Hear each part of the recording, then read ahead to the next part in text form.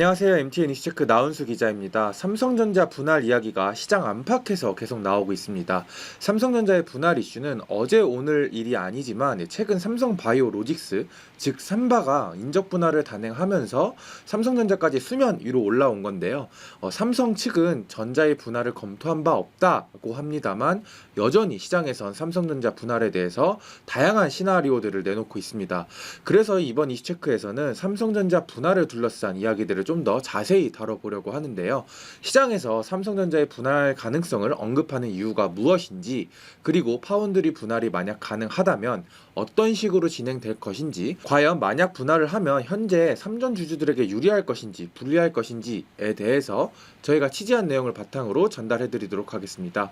삼성전자의 분할 이슈에 앞서 이번 삼바 인적 분할부터 짚어보겠습니다. 그림을 통해 한번 보도록 할게요. 분할 전을 보면 삼바, 그러니까 삼성바이오로직스가 삼성바이오에피스라는 곳을 100% 보유하고 있는 형태였는데요. 모회사 삼바는 대학 제약사들의 제품들을 위탁 생산하는 CDMO 사업을 주력으로 하고, 삼성바이오에피스는 이 특허가 만료된 오리지널 약품들에 대해서 품질을 개선하거나 동등한 품질로 이렇게 만드는 이 바이오시밀러라는 사업을 하는 곳입니다. 그런데 이 삼바의 CDMO 사업은 다른 제약사들의 약을 대신 위탁 생산을 해주기 때문에 이 과정에서 제약사들로부터 제조 기술력을 공유받습니다. 그런데 이 밑에 있는 바이오시밀러를 하는 바이오에피스의 경우 삼바가 100% 자회사로 두다 보니 위탁을 한 제약사들 입장에선 자신들의 기술이 이쪽 에피스에 유출이 될까봐 우려하는 이 문제들이 좀 발생을 했는데요. 삼바 측이 이번에 분할 목적에 대해서 이해상충이라는 단어를 사용하는데, 바로 이런 모자 회사 간의 이해상충 문제를 이제 말합니다. 그래서 이 설명서, 삼성바이오로직스의 이번 인적 분할 설명서를 좀 보면은 이 사실상 이렇게 독립된 법인이지만 사실상 이렇게 하나의 회사로 간주를 시장에선 해왔다, 이런 이해상충 문제가 발생해왔다, 이런 식으로 좀 설명을 하고 있더라고요. 원래는 이 이해상충 문제가 그리 크지 않았는데 삼바의 계속된 수주로 인해서 성장을 계속하게 됐고, 위탁 생산에 대한 트랙 레코드가 쌓이면서 이제 기술력이 올라가게 됐는데, 동시에 바이오에피스도 이 바이오시밀러로서 기업으로 이제 좀 성장을 계속하면서 이런 이해상충 문제가 점점 커지는 상황이었다고 합니다. 그래서 이번에 인적 분할을 단행한 건데, 어떻게 변화를 했는지 한번 보면요. 삼성바이오로직스는 이게 존속법인, 그러니까 그냥 살아있는 기존의 법인으로 남아있고, 삼바 안에 아주 작게 있는 이 투자 관련 부문이 인적 분할이 되면서 지주회사로 이제 삼성에피스 홀딩스라는 이제 신설 회사가 세워지고요. 이 홀딩스가 바로 밑에 이제 바이오에피스를 100% 자회사로 가지고 나오는 이런 구조입니다. 이런 식으로 인적 분할이 되면 적어도 이 바이오에피스가 삼바의 100% 자회사가 아니게 되고, 그림에서 보는 것처럼 완전히 이게 분리된 법인으로 이렇게 되기 때문에 이해관계의 문제가 해소가 된다라고 이렇게 예상을 하고 있습니다. 삼바 측 역시 이런 관계 해소가 두 회사의 성장으로 이어질 것으로 보고 있고요. 삼바의 설명뿐 아니라 증권 레포트들이나 관계자들의 이야기를 좀 들어보면 이번 분할에 대해서 굉장히 좀 긍정적인 평가가 이어지고 있는 상황입니다. 지금까지 삼성바이오의 인적 분할을 좀 살펴봤는데요. 왜 갑자기 삼전이 주제라면서 삼바 이야기를 하느냐라고 하면은, 사실 이번에 이 인적 분할을 보면은 삼성전자의 이 분할 필요성이 이 삼바와 좀 비슷한 상황이기 때문에 좀 설명을 드린 겁니다. 삼성전자 내에는 다양한 사업 부분이 있는데, 그중 이제 반도체 사업을 하는 부분을 디바이스 솔루션, 그러니까 DS라고 합니다. DS는 좀 또 디램을 하는 메모리 사업부, 반도체를 설계하는 시스템, 그 다음에 시스템 LSI 사업부, 그리고 이제 고객들로부터 일감을 받아서 반도체를 위탁 생산하는 이 파운드리로 이렇게 나뉘어져 있는데요. 편의상 그냥 메모리, 파운드리, 시스템 이렇게 부르도록 하겠습니다. 보시는 것처럼 이 삼성전자 반도체 사업이라는 이 큰 지붕에 이제 파운드리와 시스템이 이렇게 같이 공존해 있는 거죠. 여기서 삼바와 비슷한 이슈가 발생하게 됩니다. 파운드리는 이 삼바처럼 외부 고객사로부터 이제 수주를 해서, 그러니까 발주를 받아서 반도체를 위탁 생산하는 사업 구조인데, 이 과정에서 고객사들로부터 이 반도체 설계 구조를 받게 됩니다. 당연히 반도체를 생산하려면 반도체를 어떻게 설계해야 되는지 이런 도면 같은 거를 받을 수밖에 없죠. 그런데 삼성전자 내에는 반도체를 설계하는 시스템 부분이 있다 보니 고객사들의 기밀 정보가 시스템 부분으로 흘러갈 우려가 있는 거 아니냐라는 시각들이 예전부터 계속 있었습니다. 물론 내부 기밀 정보가, 그러니까 고객사들의 내밀 기밀 정보가 시스템 부분에 흘러가지 않도록 여러 가지 이제 삼성전자도 조치를 해뒀겠지만, 돈 주고 일감을 주는 고객사 입장에서는 아무래도 좀 찜찜할 수밖에 없었던 거죠. 그래서 일각에서는 이 파운드리 사업 부분의 부진 중 하나로 이 삼성전자라는 한 지붕에 파운드리와 시스템 부분이 이렇게 공존해 있다 보니 고객들이 발주를 꺼리고, 그 결과 파운드리가 이제 부진으로 이어진 영향이 있다라고 진단을 하는 전문가들도 꽤나 많고요. 그래서 파운드리를 분사해서 이런 문제를 말끔히 해소할 필요가 있다는 지적이 과거부터 계속되어 왔던 건데요. 물론 한 지붕에 있을 때 좋은 점도 있긴 합니다. 그러니까 지금 분사를 안 하는 이유가 있다는 건데, 파운드리는 현재 분기마다 한 2조 원 정도 적자를 내는 삼성전자 입장에서는 아픈 손가락에 해당하는 사업 부문입니다. 그리고 더욱이 파운드리 경쟁력을 끌어올리기 위해선 대대적인 이제 투자가 필요한데, 삼성전자라는 같은 한 지붕에 있으면 이런 자금 지원을 굉장히 원활하게 좀 지원을 해줄 수 있습니다. 쉽게 말해 D램, 시스템, 더 나아가 스마트폰, 가전에서 번 돈을 파운드리에게 이렇게 직접적인 지원을 이제 별다른 문제 없이 해줄 수 있는 거죠. 근데 만약 분사가 이뤄진다면 이런 자금 지원이 다소 복잡해집니다. 일단 법인이 이렇게 엄격히 분리되어 있는 경우라서 이때는 그냥 자금을 지원해 주는 게 아니라 대출과 같은 자금 대여를 해줘야 합니다. 그러니까 자금 지원이 아닌 자금 대여를 해줘야 된다는 거죠. 당연히 돈을 빌려주면 시장 이자율에 맞게 이자를 받아야 하고요. 심지어 시장 이자율에 맞춰 파운드리에게 돈을 빌려준다 하더라도 삼성전자 주주 입장에선, 아니 다른 곳에 투자하면 훨씬 더 이득인데 왜 파운드리를 살리기 위해서 자금을 대여해줬냐, 이런 배임 같은 문제들이 이제 휘말릴 수 있는 겁니다. 그래서 그동안 분사를 하지 않았던 거다라고 진단을 내리는 전문가들도 꽤나 많았고요.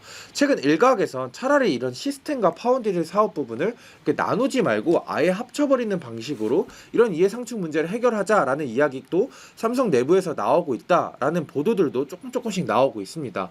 하지만 그럼에도 불구하고 역시 대세로는 언젠가 분할을 할 거다라는 이제 전문가들의 의견이 대다수였는데요. 지금부터 그 시나리오들을 하나씩 짚어보도록 하겠습니다. 분사라고 하면 삼바처럼 인적 분할을 하는 방식, 물적 분할을 하는 다양한 시나리오가 있을 텐데, 경우의 수를 하나씩 짚어보도록 하겠습니다. 삼성그룹의 지배구조는 굉장히 복잡합니다. 그래서 저희는 이제 좀 최대한 좀 단순하게 삼성전자에 포커싱을 맞춰서 좀 보도록 할게요. 우선 물산이 5% 정도 전자 지분을 보유하고 있고요. 삼성생명이 전자 지분의 8.6%를 보유하고 있습니다. 그런데 또 물산이 또 삼성생명의 지분을 한 19.3%를 보유하고 있습니다. 그래서 삼성그룹의 지배 구조가 쉽게 말해서 이렇게 삼성물산에서 생명에서 전자로 이어진다, 이렇게 볼 수 있는 건데, 이런 상황에서 만약에 파운드리를 인적 분할한다고 가정하면 좀 복잡하긴 하지만 이런 식으로 이렇게 구조가 짜지게 됩니다. 이렇게 삼성물산이 전자, 파운드리 5%씩 보유를 하고 삼성생명이 8.6% 이런 식으로 이제 분할이 이루어지는 거죠. 조금 복잡은 해보이지만 어쨌든 인적 분할을 하게 되면 이 삼성전자와 파운드리의 부분, 그러니까 이 연결고리가 이렇게 끊어지게 되기 때문에 앞서 이렇게 삼바 사례와 같이 이해상충에서 벗어날 수는 있어 보입니다. 앞서 말씀드린 것처럼 파운드리는 분기마다 한 2조 원 정도 적자를 내고 있고, 아직 투자가 많이 필요한 상황이라 꾸준한 자금 수혈이 필요합니다. 자금 조달이 방법이 이제 다양하게 있겠지만 대표적으로 유상증자 방식으로 자금을 수혈하는 방법이 있을 텐데, 아까 보신 이제 모회사인 물산과 생명도 자금을 지원을 해주는데 한계가 있습니다. 특히나 이 삼성생명 같은 경우는 보험사가 보유한 자회사 주식이 총 자산의 3%를 넘을 수 없다 라는 보험업법 중에서 이 3%의 기준을 취득 원가에서 시장 가격으로 바꾸는 이 개정안이 통과될 가능성이 좀 있어서 이 삼성생명은 향후에 이 전자 지분을 대거 팔아야 하는 상황이 될 수도 있습니다. 이렇게 팔아야 하는 상황이 굉장히 높은데, 증자를 통해서 지분을 획득할 동기가 생명 입장에서는 동기가 전혀 없고, 그렇게 되면 이제 파운드리의 자금 조달이 큰 어려움을 겪을 수 있겠죠. 물산 역시 별도 재무제표 기준으로 현금 자금이 1조 원 정도밖에 없는 회사라 자금을 지원해주는 데는 한계가 있는 상황입니다.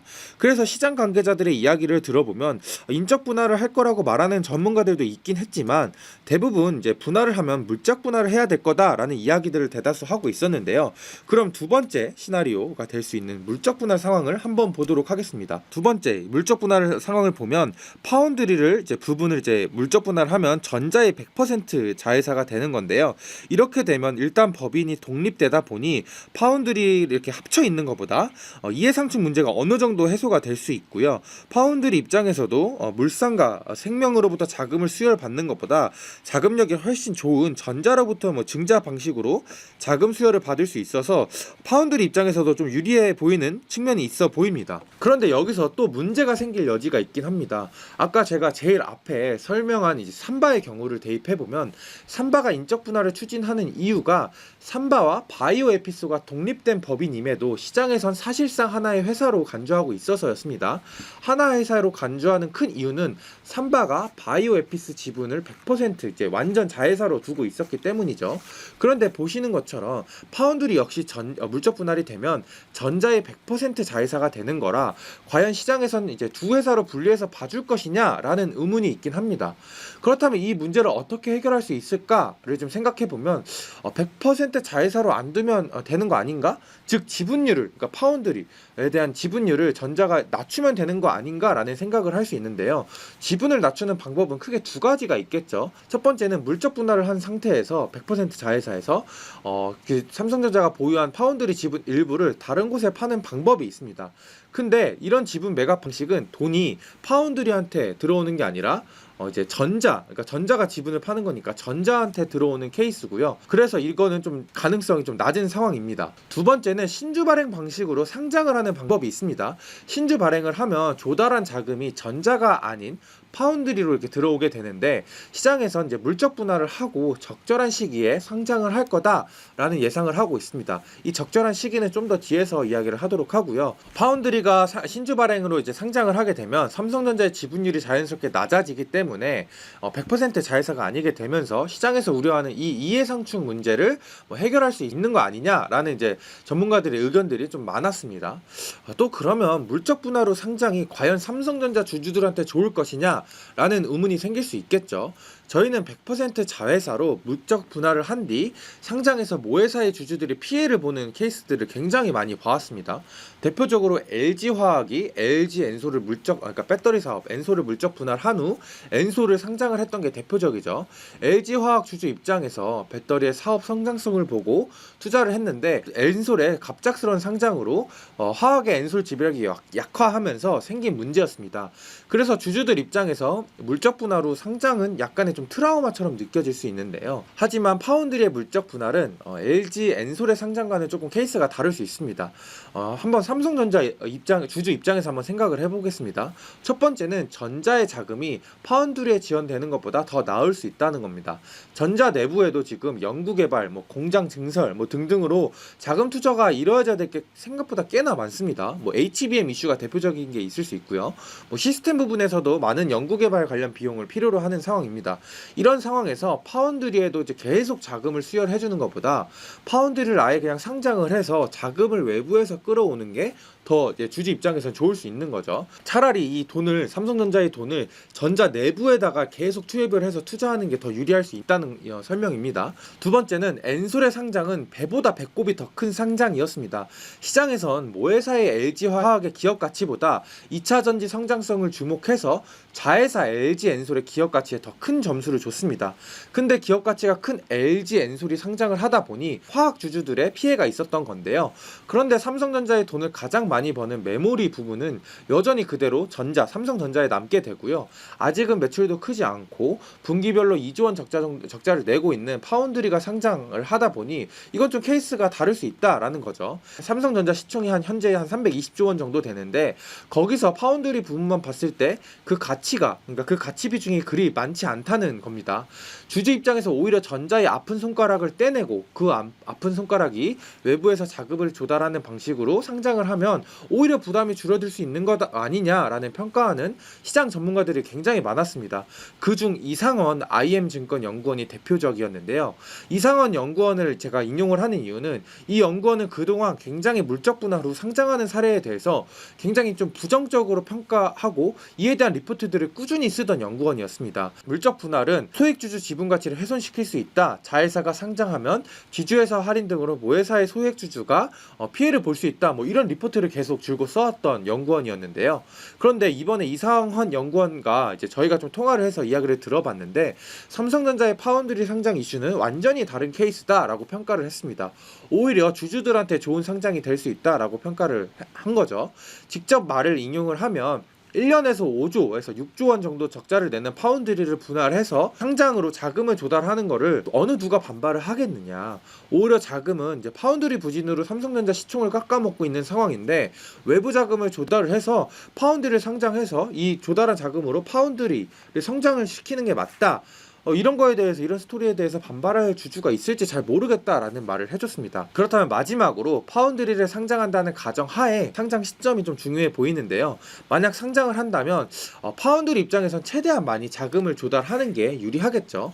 그래서 시점이 중요한데 시장에선 파운드리 인하도가 수율이 잡혀서 어느 정도 가시적인 성과를 보일 때 분할을 하고 좀 홀로서기를 이제 좀 준비를 하다가 수주가 시작되고 약간의 조금 매출이 올라가고 뭐 적자를 줄이거나 흑자를 전환하는 그 시점에 상장을 하지 않겠느냐라는 시각이 우세한 상황입니다.